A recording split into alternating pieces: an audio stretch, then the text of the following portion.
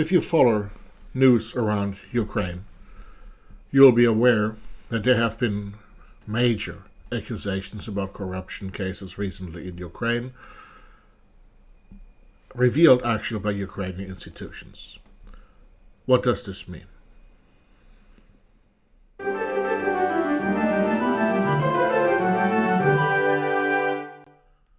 If you like long-form political commentary, please like, subscribe, leave a comment.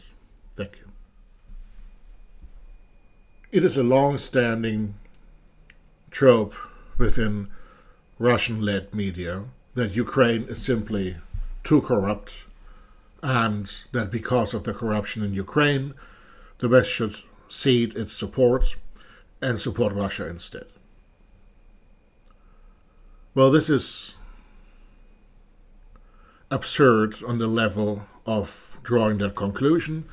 Just because there's corruption in Ukraine doesn't mean Russia should be supported, so that can be dismissed. Russia is even more corrupt, we know that, and it's one of the standing problems there within current Russian culture. There has, of course, been a long history of fighting corruption in Ukraine. But first, let us think about what corruption actually means. Corruption is, in some ways, a culture of informality, of networking, of profiteering, of getting kickbacks, of establishing an alternative to the legal system in place. It is systemic in dictatorships, in some ways, but also in post-dictatorship countries. Democracies have their own way of corruption. We typically don't call it that, we typically call it some other things. Typically, though, the aim within a democracy is transparency, and corruption is the antithesis to that, which is why the European Union, for every member candidate and member state, has high thresholds of what level of corruption they're willing to tolerate or not. A key question could be, is your country built on formal or informal relations? Does the rule of law, based on democratic consent, matter more than the individual relationships between people? Are civil servants interested in the public good or their own advancement? Also, we could ask, is the system you're living in so oppressive that informal structures emerge to undercut the formal oppression? Zelensky himself has spoken out about corruption, and Ukraine is committed to EU and eventual NATO membership. For that, rooting out corruption is a necessity, especially now if what happened affects Ukrainian defense and energy systems now.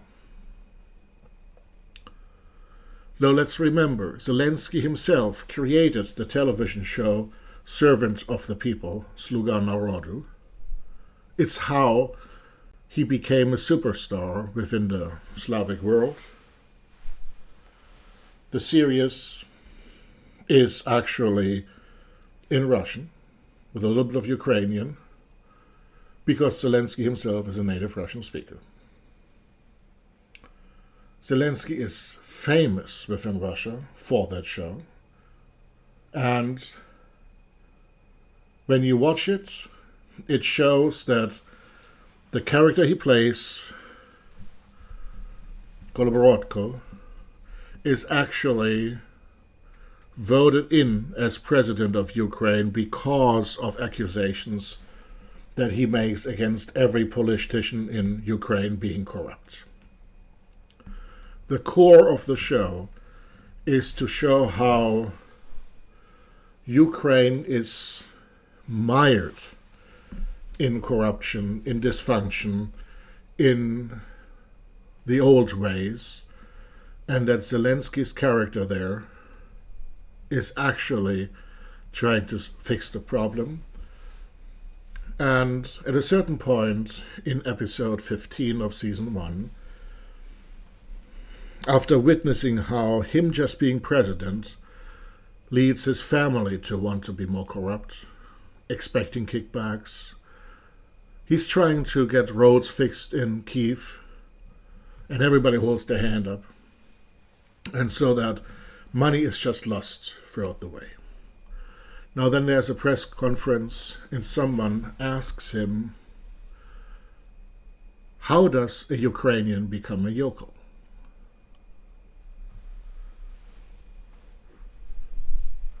So now I'm going to talk about, cite some excerpts from that speech.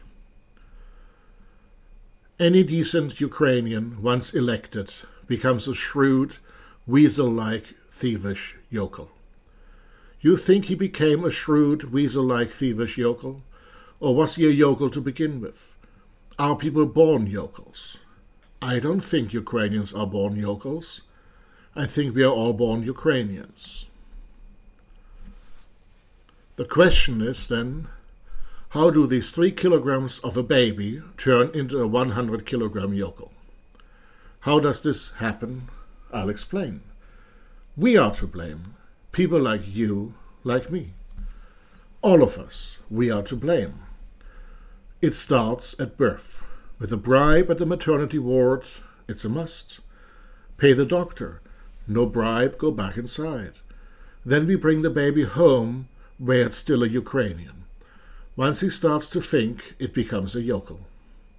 He first sees his dad. Dad is sitting watching TV, of course, and says, these idiots are to blame for everything, these bastards, these damn politicians.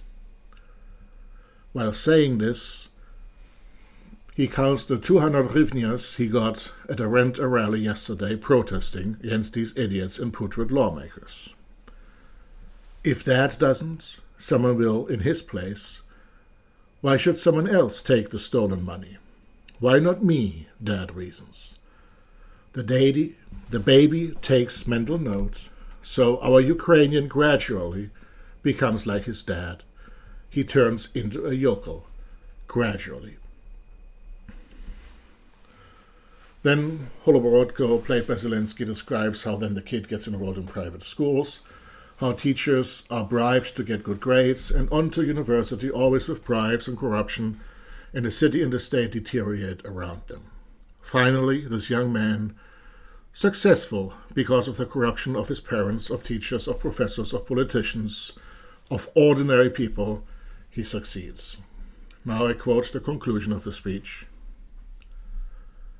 At 20 or 25, he becomes a lawmaker, and our Ukrainian completely transforms into a full-fledged yokel. He will be fine. However, his children will study in Switzerland. Not here, away from the yokels. He'll eschew the Dnieper River. He shed there already. He'll go to the Maldives to avoid the yokels. He'll buy a flat in London to avoid the yokels. Removed from all this. This isn't mine. Herein lies our enigmatic yokel soul. Are there any more questions, my fellow Ukrainians? So I will put a link to the speech in the description. It is worthwhile to watch it in full and to watch the series. It is Zelensky's original political program. He even describes how his character fails in many ways because everybody around him is incompetent. So as a very sad and ironic mirror to the show, there are people in Ukraine blaming him of not having succeeded yet. Some may blame him because of some of the successes, because they can't benefit anymore. Of course, it's true that he hasn't completely succeeded. However, and I don't try to minimize corruption here, but Ukraine has been defending against Russian aggression since 2014. 11 years of war and occupation and horror and ethnic cleansing.